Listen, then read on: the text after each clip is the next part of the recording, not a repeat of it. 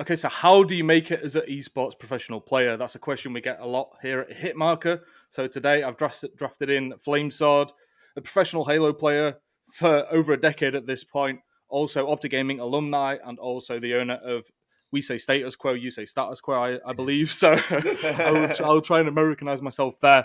But yeah, so we've got a veteran Halo player, and obviously I'm a former member of Optic Gaming, so he's been around for a while and he knows what he's doing. He knows what he's on about. So hopefully throughout this chat, we can kind of educate you and help you with the next steps it'll take for you to potentially go pro. So thank you for joining me, Flamesword, mate. I appreciate you taking the time. And I think if we're discussing pro players first, it's probably best to kind of quantify what a pro player is. I know over the past few years, I think the definitions maybe changed a bit. So it used to be based on how much, like your placements. If you're like top 8 in certain games, you'd be classed as pro, right? But other Hmm. people say if you're making a sustainable living off of playing games, then you are a pro player. Like where do you stand on that? How would you quantify a pro player? That's a tough one. Thank you for the intro as well, Adam. Man, that's a tough one, right? Like you said, I've been in this over a decade almost now. Probably I'm 32. Been playing since 15. Back in the day, I would like from Halo. It was always like, all right, your top 16 teams were your pro teams, and then Okay. 17 to 32 were semi-pro. I think nowadays, like what Halo Infinite, esports engine, and the HCS Halo Championship Series program is doing is pretty cool because they have like a dedicated website and they've now classified each thing. But to your point, right? Like if you're making a living off the game, are you pro? And that's where it gets kind of dicey, right? Because then you have streamers who are making living off a game, Yeah. and those streamers will compete in friendly tournaments. You know what I mean? And so at that point, is like, are they a professional? Well, it is their profession for sure. But I think personally, for me, if I'm talking about like professional, like, is it a LeBron James or is it a dude on Instagram that just has a lot of good basketball clips and people enjoy the things that he's doing?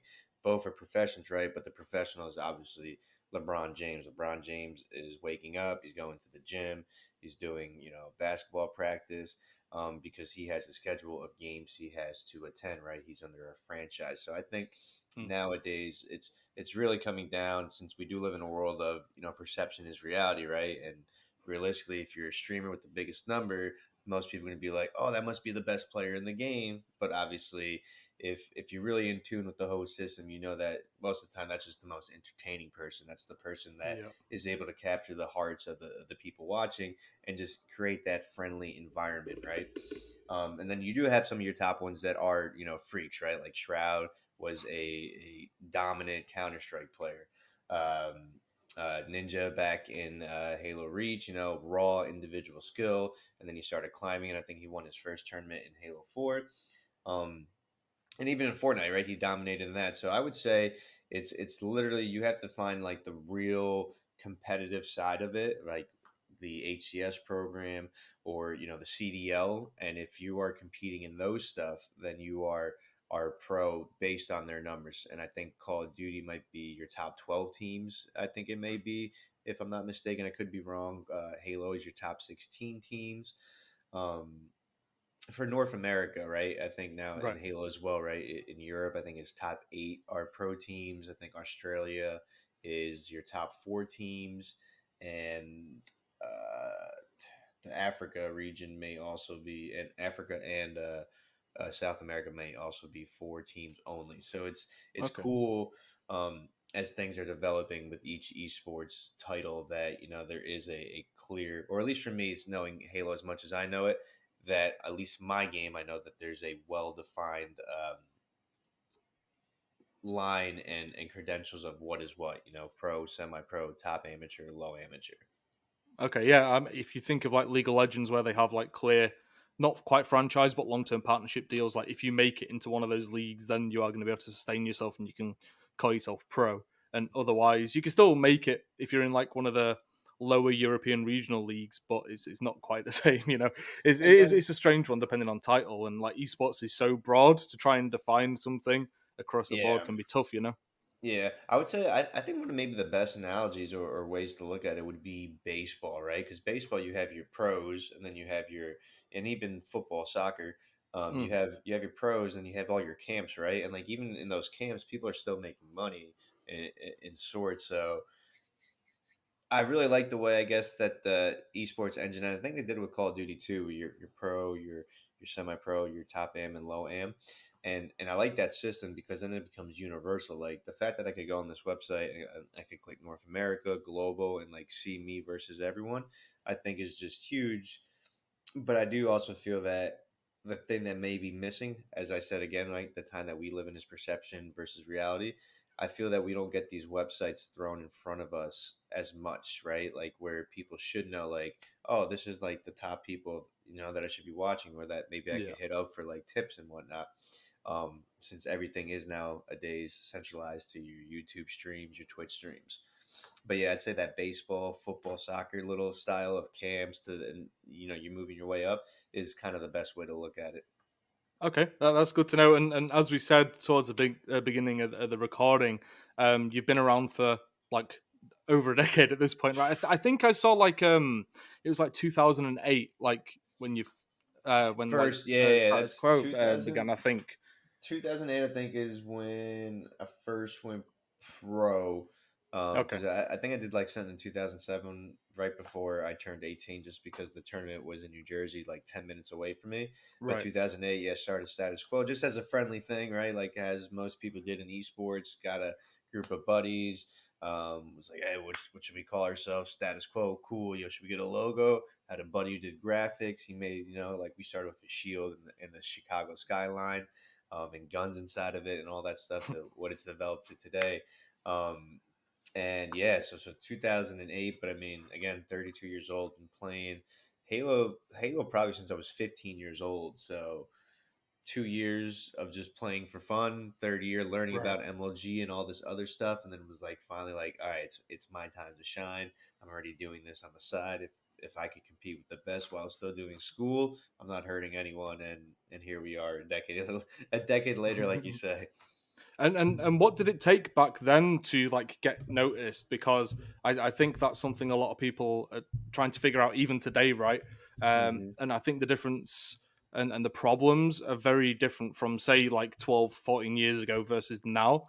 So like what did it take back in the day when you were starting to like get noticed and recognized and acknowledged by like the pros that you are looking to compete against, and how do you think that's changed versus now where obviously there's Twitch and TikTok and YouTube and Twitter and stuff, 100%. I think back in the day, it was more of a style, right? Because there was X amount of pros, and you would know about like the top pros by going onto the game battles, MLG forums, or whatever websites had forums, threads about your specific game. Um, when I think about it, how I went about it to the different ways you could go about it nowadays, I think there's honestly so many different things to do. When I went about it, right, it was just about just finding people that I could actually play on Xbox Live with, right? Like during my time was the first of playing with other people over the internet. And so for me, it was like once I just found people, played, and then met some other people, and then whoever kind of just like vibed the most with ended up just meshing and ended up making a little squad together, and then going from there. I think the biggest thing is figuring out where there is a circuit to say, like something that is involving the community where even if you play with a bunch of friends in the beginning, at least you're playing and seeing the style of things going on within that competitive scene. So then you could start going, all right, who are the players I should watch nowadays since there are streams, just to get a general idea how to improve your own play. Um, but going back to like making the team, right? For me, it was always about just team development, right? Like in order to build a business, a team, whatever, you had to stick with the same people and you had to go through those four stages, right? The storming, forming, performing, and norming, all that type of stuff. And so like if you kept breaking it apart and jumping ship before you ever got to like a norming process where you then could perform, you would never really see your true potential. And nowadays I think that's the tricky part, and right with so many streamers and people get stream sniped, it's like, yeah, the big streamer may hate it, but that person who may be doing it to get a clip, right? So like then they're like, oh, they just dominated Imperial Hal and Apex Legends, right? Like look how they took him out. Like they obviously had mechanics even though they stream snipe, right? And so nowadays it's tricky because it's like a lot of people just want to be individually out there, right? Like they want to get there to be big and be the next ninja almost in a sense versus like that competitive fire, right? Um, so back in the day, finding friends or finding a group of people just to play with, found those people. That became a collective of like 16 to 32 people where you would like recycle playing custom games with one another, would jump into the tournaments. From tournaments, right? If you continued making it to a certain tier, if you kept getting stopped at that tier, you would see the teams that would, finish out, tap out in that certain spot. Right. So then you could be like, okay, like this is where I'm at, but I feel like I'm just as good as these people. Here I am watching theater. What's the issue, right? If you're truthfully aware of like the game and how to play the game that you are competing in, you could see like little things like that. And it's just always important to be like, I feel like for me specifically, I've always been upfront with everyone I've ever communicated with when trying to make a team. Like, hey man, like for example, now creating a team, I tell everyone, especially with owning Status Quo and paying my teammates or the players underneath Status Quo, that hey, I'm not here to just make a team real fast, right? Like I still do the same stuff I did back in the day. So I'm going to be trying people here, guys, because I want to make sure that one, you have passion for the game. Two, you're not just here to pick up a salary, get paid to play a game, right? Like I want you to get paid to play the game because you honestly want to win the game. Like you want to dominate the competition and you want to just let that competitive fire burn. Right. And then, like where their heads are at, like what's their long term goals and all that stuff. Because at the end of the day, I really do think it's psychology and you have to be able to mesh with the people that you are going to play with. Because at the end of the day, I think yes, for like shooters, for examples, if you have the four best shots, 100% you could probably win a lot of tournaments. But I think it's better when you have people that are just completely aware of everything you have to do. Because if you Halo is a big chess style type of game. It's not checkers like simple one moves. It's a beginning, right, that you fight for specific power ups, and then Yeah. throughout the game there's multiple power ups that pop up. So a middle game and then a closing game, right? Like that little close that you have to like really succeed on, and if you don't, usually it turns into a snowball effect, and the other team then capitalizes it, and that's like the moment that they know. And it's like if you're aware of all that, you could literally beat some of the best shot teams out there. um so kind of just go back through everything, getting the group of people right, sticking with that group of people was the way that I decided to go through it, just because I knew about the four stages of team development. From that, right, when you go through the storming process, you could really find the people that are kind of not taking ownership and trying to put blame on others, and that's where you have to pick that stuff up and be like, you talk to them, and if there's just too much resistance, then you have to make the decision to find somebody else that will complement the rest of the group, because if one person's taking down the other three, the other four, that's just not going to be, that's not going to be beneficial. So, and that's the cool thing about, like it doesn't come down just to your shot. It's like if you guys could communicate and you guys put a game plan together, it could turn out really, really well. Versus to today, I do think, if you stream a lot, um, I don't suggest stream sniping, but I mean, no one's ever going to stop it nowadays, right? Like when you watch top streamers, they're like, "Oh, you got your TikTok video now, you got your YouTube video now," and it's unfortunate, but I mean, advertisement promotion, right? That's a style of what people do nowadays. And at the end of the day, they're just trying to do the same thing as the top streamer, right? They're trying to get their name out there so they could potentially do something in the scene just like they are doing. Again, don't really suggest that, but it's just like one of those things that it's just not going to stop. And that's for sure a reason that some people are doing it. Other thing is just throw yourself in there, man. Like literally just throw yourself in there. Find people that are just doing it for fun, that want to put up a team, and go into it first openly, right? Like first get a grasp of the competitive scene that you are in. Don't don't just go, you know, right to the wall of wanting or putting your foot on the gas pedal and going, all out right away. Like you literally have to understand the scene, right? Like if I was to go play chess and I didn't know what each piece did, and I just try to jump in right away and just move a piece, and the person's like, "No, you can't do that." And every time they're literally, "You can't do that, can't do that," then it's like you're not preparing yourself to go in it. Like working out, right? Like if I just go into a gym without like the day before or before I get there, 2 hours before, going, all right, today's going to be push day, tomorrow's going to be back day, tomorrow's going to be leg day. Like if you don't have like the foundation of the understanding of the whole thing, then that's the first thing I think you should find out, right? Like, what is competitive in Call of Duty? How do you become a pro? Are there stages before it, or is it just getting noticed by the top? So it's literally doing your research on the game, and then playing the game, finding that fun group, um, and then building your way out. And then again, like we said, with all the things, Discord is huge nowadays. Plenty of like money wager matches out there, custom lobbies to be built. Even with the game bar with Xbox, even on Hmm. PC, like people could post up like little beacons that are saying, "Hey, we're looking for one. We got three. Like anyone could come play with us in the world," type of deal. Um, so the fact that they have all that stuff that I felt was pretty hard in the beginning, since gaming over the internet was beginning at my time. Now that you have all that, I feel like it's a little easier, but I understand how it may be difficult because there are so many outlets that you never know where to exactly go sometimes to pick up everything you have to pick up. Hmm. Oh well, that's great. Thank you very much for running through that. I think there'll be a lot of value in there. And another one thing we see a lot at Hitmarker is someone will come into the Discord or send an email or whatever, and basically say, "Hey, I'm pretty good at Apex Legends, and I'm not bad at Call of Duty, and like I'm pretty fast on Forza." I don't know, three random examples.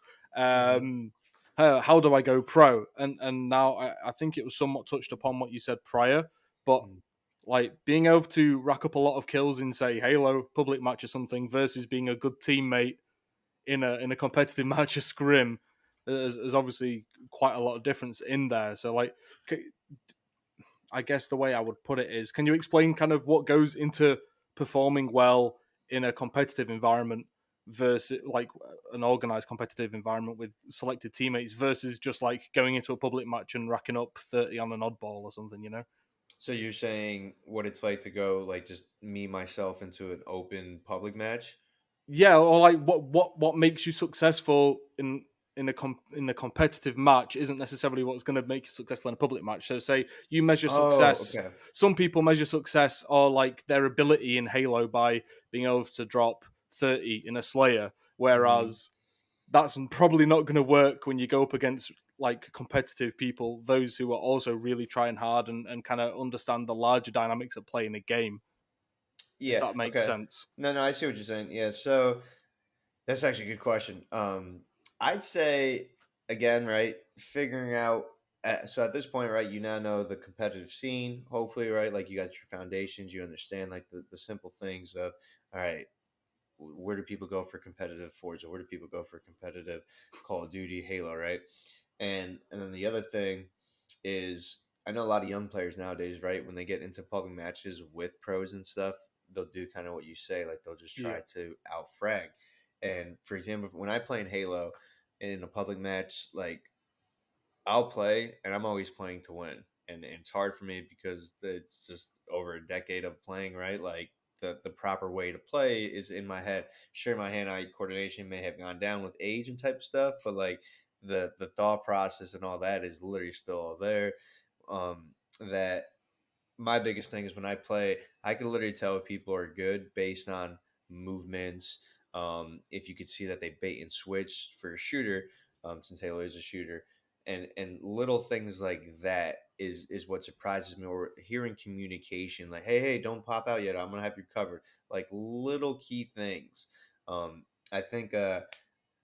I think it is good to be able to slay. Like if you are with an organized group, be like, hey, everyone just keep slaying, right? And Hmm. this may be like what I did with my team, three bunch of new young people. I'm just like, hey guys, just slay out, right? I'm gonna maneuver around the map to create certain spawns, but you guys just pick this all up in your head as you keep killing people. Like, see how where you kill people and where they're like spawning next. In most games nowadays, people's thought process is, I got into a gunfight with this one dude. I'm only going to fight this one dude. Even if I'm hearing call outs, I'm going to ignore them, even if I could do stuff. And that's it. And those are the players that I could clearly tell that I'd say they're playing checkers. They're only looking for one piece moves versus the whole chess game. Like Yeah. it's your character. There's a map.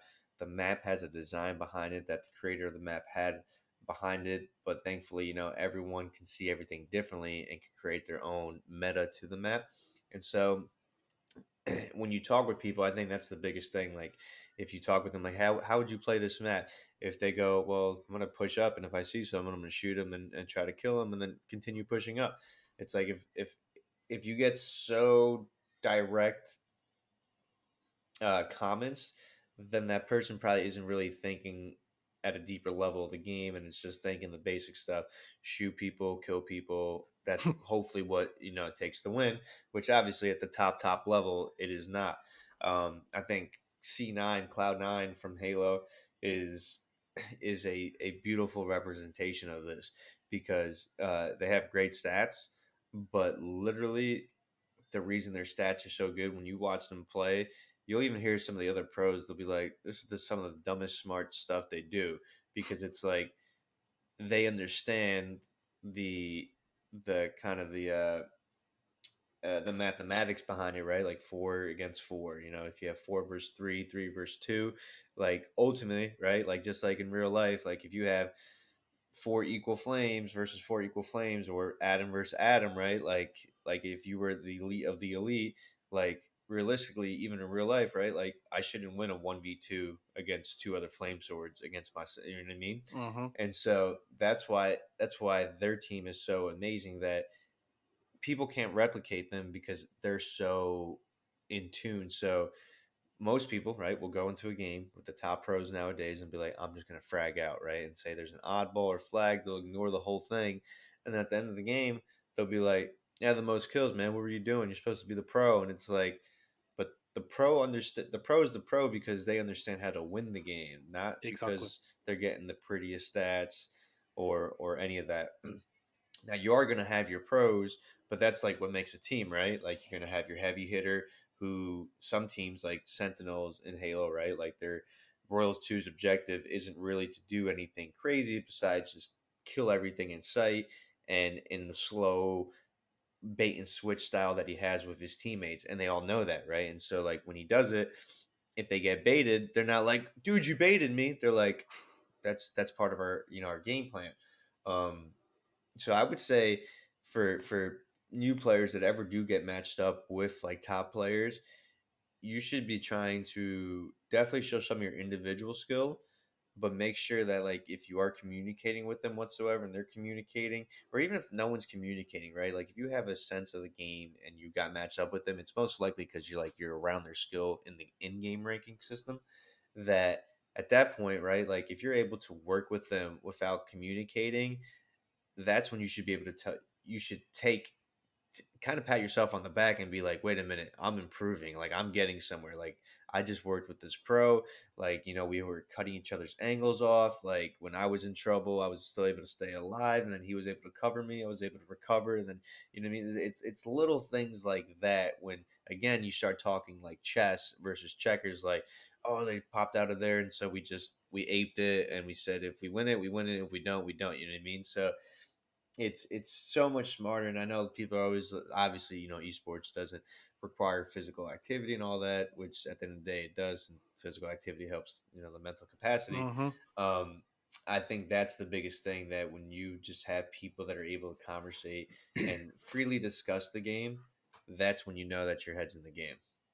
Mm-hmm. Perfect. And another thing I see, and I think is a kind of thought process that is natural to go to when you first start getting good at a game is they think like the best way to improve is to literally like play for 18 hours a day, get 5 hours sleep in between Twitter and their Red Bulls and everything else they're drinking, right? Like, and I'm not a pro player by any means, but I could say that is not the best way of going about it. But I think that the best way to maybe illuminate like what actually is a more healthy schedule? Are you able to give us a little like breakdown of how you go about your day and structuring your day, say when you're gearing up towards an event? 100%. I feel like back in the day for me was definitely easier when I was like high school days and college, just because I think the most important thing, to be honest, is having something that distracts you a little bit in the day so your head isn't or your mind isn't focused entirely on the game that you compete in, to be honest with you. But nowadays it's literally the depending on what my schedule is, if I want to stream in the morning to then be able to work out in the afternoon and then scrim at night. But I do think that the I do at one point I did believe in the whole punishment theory of bullying yourself 18 hours. Definitely not with all the energy drinks for that. I've been thankful to just have a lot of natural energy throughout my life. Um, I think the best way to go about it is always putting reasons for what you're gaming for. Like if you get on tomorrow, right? Besides wanting to improve your rank, maybe what is something you want to improve on, right? Like if the game has different characters, do you want to like learn a different character? So then maybe even if you use someone completely different down the line, you have an understanding of how that character truly works. You see how other people play with this, or you have a style of understanding how to approach fighting that character in game. Um, I think I think you definitely need to work out, or working out in the morning is really good. And there's been a bunch of studies, right? Like 10 to 30 minutes of cardio in the morning is able to amplify your productivity by a huge amount. Eating healthy is great too because you want your brain working at its optimum and most efficient level that it can. So you want to make sure that you're staying hydrated, you're eating good foods. Brain does run on sugar, so like figuring out that right sugar, you know what I mean, without like giving yourself diabetes down the line by just spiking your insulin and then not doing anything for hours where it just crashes and then you're like 10 hours later, oh, let me get another boost. Like you just want to avoid all that. um and you want to stick to that schedule. You don't want to ever get also caught up in the right, like you're telling yourself I want to get off every day at 10, and then you get stuck in, right, because a lot of gamers will play until 2 3 in the morning just because Hmm. that's kind of our culture. You don't want to get stuck in that, right? Like you want to make sure you are doing what you need to do, right? Like you don't need to be on after your whole team gets off to go play a different game because buddy A and B are now getting on to play it, and they're going to go for 4 or 5 hours because their schedule isn't your competitive schedule. You know what I mean? So you really have to put yourself first so you could be the best that you can be if it's a team environment for the team, and if it's just yourself for yourself, right? Like in Fortnite, if you're playing individually, if you're not on your own schedule and you do something and then all of a sudden you break your schedule, like you're going to be in trouble at some point. But thankfully, since it is individual, that's the quickest ways to always fix things, right? Because then Right. you could chalk a day and be like, all right, I'm ignoring everyone to get my shit back in line. You know what I mean? Um, so that's the biggest thing I think is finding a distraction.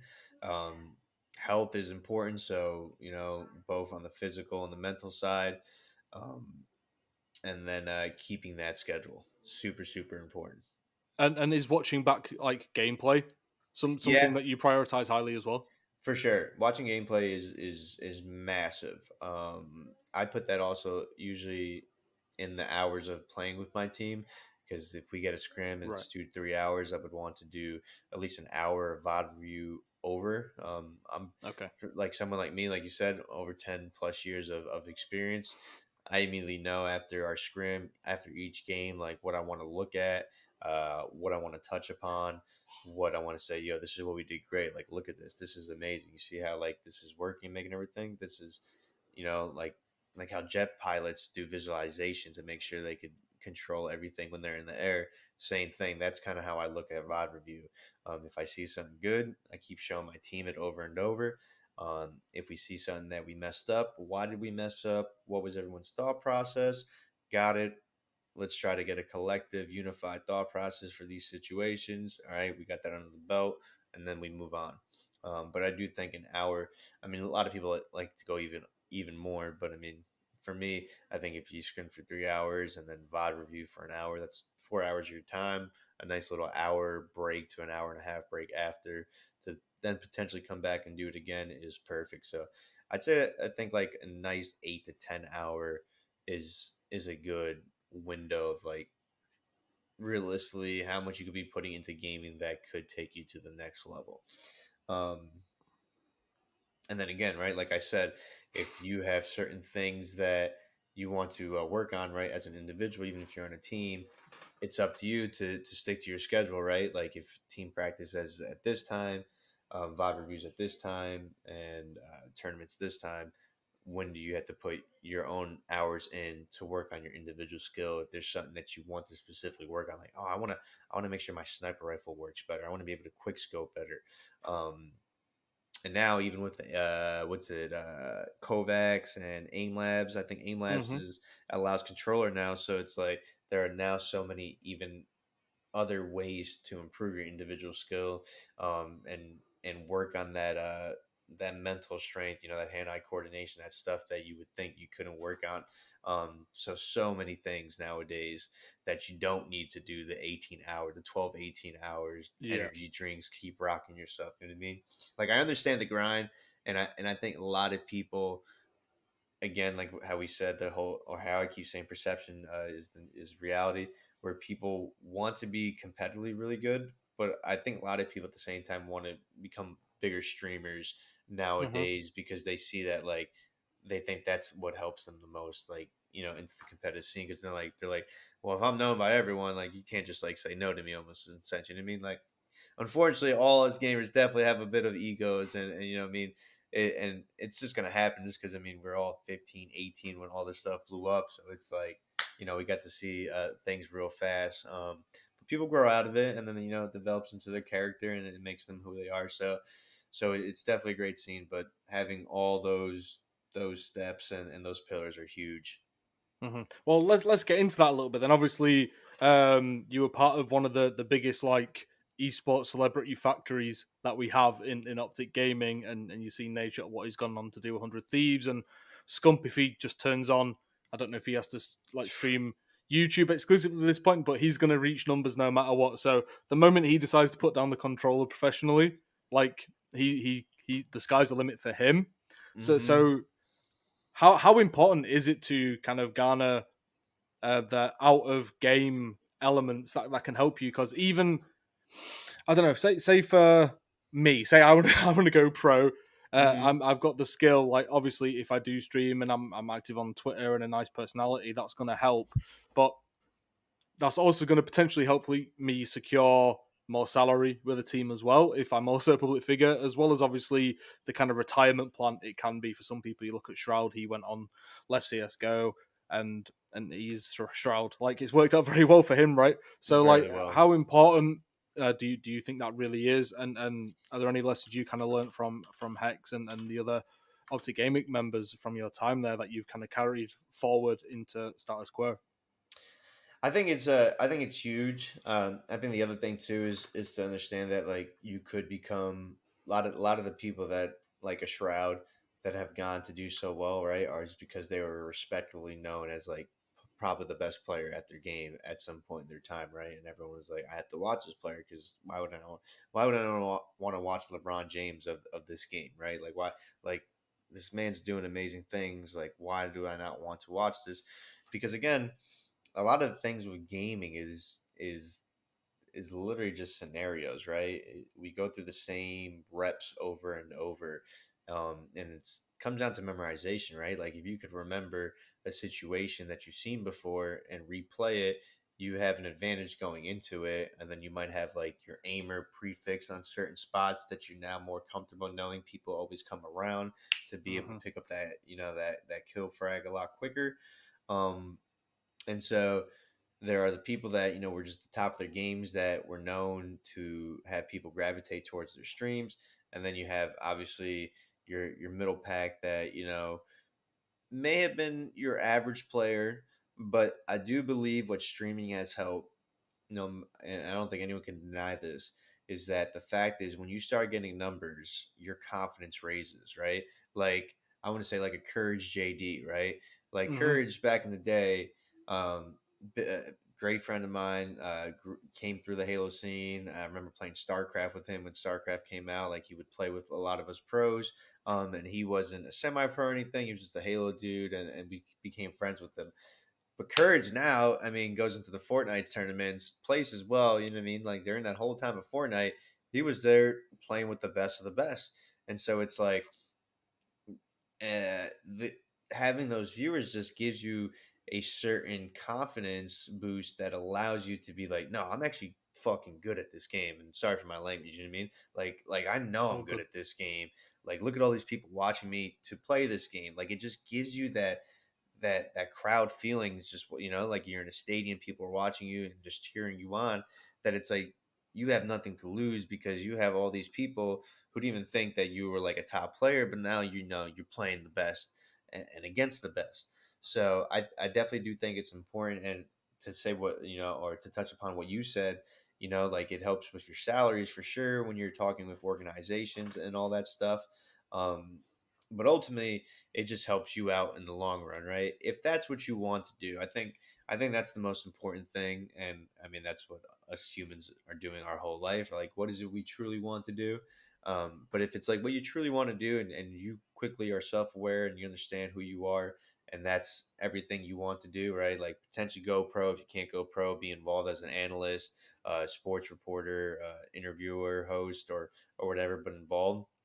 And then if you do go the competitive route, I would say if you made it and you're like you just entered the pro scene, do everything you can. Like, don't worry if you feel like you don't know what you're doing on YouTube. Like, just put a YouTube video up, even if it's a rip from your Twitch stream, right? Like, literally just start today because in a year, right? 6 months from now, you might be like, oh, I could, start doing intros into it. Like, let me start showing them my face, and it might just be a 30-second intro, and that's all they see of you on your YouTube.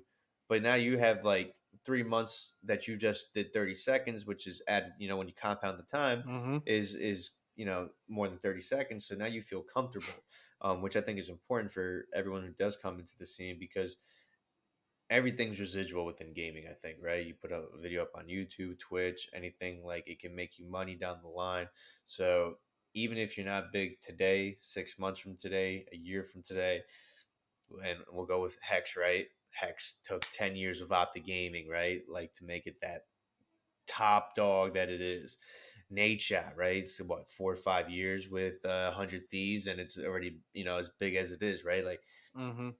everyone's gonna have a different story, but it's on you to make sure you're putting constant things out there because no matter, right, in year 2, year 10, same thing with actors, right? A lot of actors sometimes take until they're 50, 40 until they can do something, but they just keep putting things out there, which then you have something to collectively go back and to go like, this person's been grinding. Like, look at this. They've been improving over the years. Like, you could tell, like, all right, if we actually just give them that extra push or that partnership with them, we know that they could do great things for us and we could do great things for them as a collective, and that's the most important thing of trying to make sure even though while you are competing you try to keep some type of figure because think about professional sports, right? Like you connect with the people that are still talking with the fans, right? The people that are just incredibly skilled and just go into the game and talk real quiet, like a quiet Kawhi Leonard from the San Antonio Spurs. I think I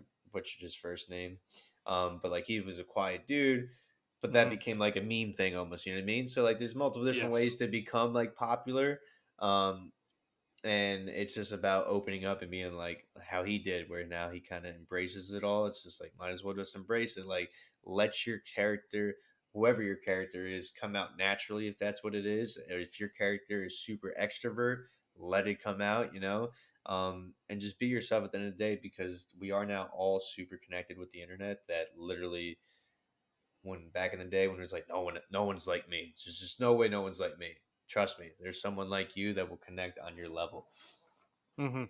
Well, yeah, as Zuma, he's done incredible with building Yeah. out the flank, and as XQC, who was a bit of a troublemaker in the Overwatch League, he's obviously turned out to be who he is, and as you say, Ninja and Shroud, and I think like Formal when he was in between COD and wasn't ready to commit to Halo per se, or like Hmm.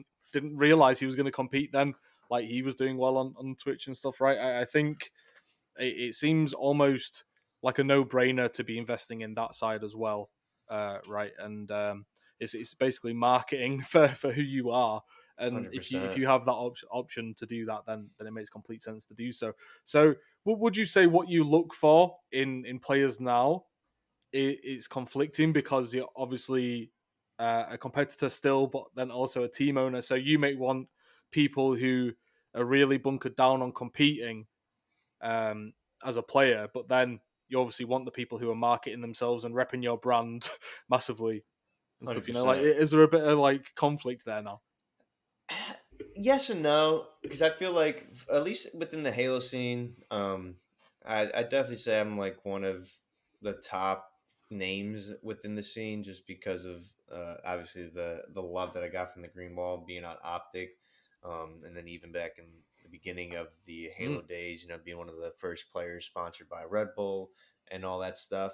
Um, I think now the first thing I'm definitely looking for is skillful players, because I've now been able to kind of witness that I'm actually a better teacher than I thought I was. For example, on my last roster for the roster we used to compete at Raleigh, um, Frag out one of our players who's no longer on the team. He came from Rogue Company as well, Gears of War. Didn't really have Halo experience. We go to the tournament. We place top 16 pro, and he gets Astro Breakout player, and he's like, "Dude, Mike, I hate interviews, man. Like I always avoid them." And thankfully for me, I went through, like a couple of workshops, I guess, throughout my career from different sponsors that just wanted me to know like things off the top of my head. And I literally gave him like a 5-10 minute breakdown of like what I wanted him to do in the thing. So a bit As of in media training for him. Exactly, Yeah. yeah. And so, like, the fact that I saw that he was able to understand everything I said, and I was able to simplify it to allow him to understand it, made me go, okay, if I go with these young kids that I want to team with nowadays, to me it's almost me basically thinking like I'm a dad, or you know what I mean, like a Hector, which is what I want to do Mm-hmm. at the end of the day. Like my thing with Status Quo is I want to literally create everything Hector created for me when he first called me up, like, hey Mike, like we would love to have you on Optic, coach the Call of Duty guys, but we're not only here for the competitive scene. Like we want to make Optic something that no one's ever seen before. And after that phone call, there was no hesitation in my answer. Yes, I'm in, dude. What do you need from me? You want me to move out to Chicago? I got buddies out there. I could chill at their places if you want. No, you could come live at the Optic House, and that'd be perfect. Sweet, do it there. It's literally all I want to do. And so the fact that I've gone through all these things, I know all these things. Um, I know year one will be, definitely probably one of the most difficult years for me, just because of getting everything up and running and everything in its place. But I know that with all the connections I have and everything I've been in life, that I have what it takes for that. So I'd say at first I definitely thought it would be, but now at this point with some experience and 5 months of it kind of or 4 months of it being up and running, that I'm really confident in first finding the players, because I do want it to be a competitive scene. And then since these kids are young, right, like they have so much time ahead of them that they'll learn the competitive stuff here now, and then once we have more free time, start rolling in the content and being like, what is it that you guys love, or what is it that you want our fans, our audience to see. Hmm. And just to kind of wrap this up, I'm curious on a personal level, but I think it'll be enlightening for even those who aspire to own organizations and teams one day. Like, what have been like the biggest challenges so far in the journey of the rebirth of Status Quo? My biggest, I'm not gonna lie to you, my biggest trouble has been kind of having to pitch myself, because if anyone gets in a room with me, my passion is there. Like, you will hear my passion, you will hear my ideas, and you will see everything that runs in this crazy head of mine. And that's what Hmm. everyone's ever told me. It's like, oh Mike, just send them this, just send them whatever, bro, just so they get into a call with you, because it's like they just need to hear you. Like you got me like excited for all this. So I'd say that's been the biggest part, because I've never been like a like gloat about myself and stuff like that. Like, it's always been other people. and I've always tried to like stray away from that, and I'm assuming that's So from very my modest, very humble. yeah. I'm Right. assuming that's from my parents. You know, coming from Europe, one person at a time from Portugal to get the rest of their family after getting a job here. So just understanding very family orientated style of family that it's just been so hard for me because I'm just like, am I like, so I got to tell them that like I won 3 championships, I did this, I meant to like 80 cans of Red Bull. Like to me, I Mm, was like sometimes like, oh man, that sounds kind of pompous. But then it's like, nah, you got to do this. I'm like you have to, and I'm more like, just put them in a room with me, and they'll see the passion right there, and all the ideas that I have with my brand and their brand to do the things that I know that we can do. So I'd say the part of finally put myself above everyone to be like, yo, we're gonna kill it, trust everything I say type of deal, and yeah, look at like my here's why track you record. should invest in me and Exactly, us. yeah. Yeah. So I'd say that just that line because from everyone that's ever met me in Halo has always been like, dude, Mike, you're like the most humble dude I've ever met outside of the game, and then like in game, like got a bit of an ego, and it's like I explained this really clearly. It's like outside of the game, it's like you guys are dealing with me. Inside of the game, you're dealing with my ego, my competitive nature of just Hmm. wanting to win. Like you're my enemy on the other side until we get up and then shake hands. But when we're in the battlefield, it's like my ego wants to destroy you. There's no like, oh, I want you to do great too. So I want you to do great, but I want to beat you first, and then you can do great as long as we win. You know what I mean? Hmm. That to me would be my biggest problem or issue that I'm dealing with right now. But everything else I feel is going smooth. Um, and then now that I have the whole roster, we're about to announce our last player. I think I can get back to all the other stuff on helping them develop some content since I have an editor and all that, and to just slowly build out the things. And then hopefully in 2022 we have all the proper pillars there that I want, and then we just come out guns blazing.